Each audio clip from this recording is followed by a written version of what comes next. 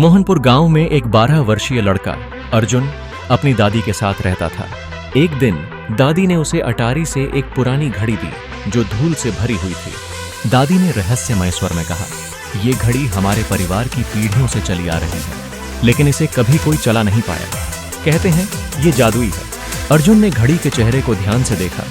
उस पर एक अजीब सा निशान था, जैसे कोई प्राचीन भाषा। जिज्ञासावश अर्जुन ने घड़ी की सुइयों को घुमाने की कोशिश की। अचानक चारों ओर अंधेरा छा गया और एक तेज हवा का झोंका महसूस हुआ। जब वह फिर से आंखें खोला तो खुद को 1923 में पाया। गांव वही था, पर वहां के लोग और उनके कपड़े एकदम भिन्न थे। अर्जुन की आंखों में अचंभा था। वह समझ नहीं पा रहा था कि क्या हुआ। वहां उसे एक बूढ़ा व्यक्ति मिला, जिसने उसे बताया कि घड़ी समय को बदलती है, लेकिन इसे वापस लाने के लिए सच्ची बहादुरी दिखानी होगी। अर्जुन ने जल्दी से समझ लिया कि गांव पर एक दुष्ट जमींदार का शासन था। उसने ठान लिया कि वह गांव वालों की मदद करेगा और जमींदार का सामना करेगा।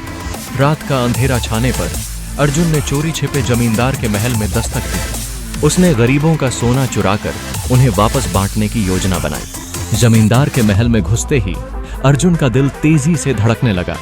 जब वह सोने को हाथ में लिए बाहर निकला तो एक शोर मच गया और जमींदार ने उसे पकड़ लिया।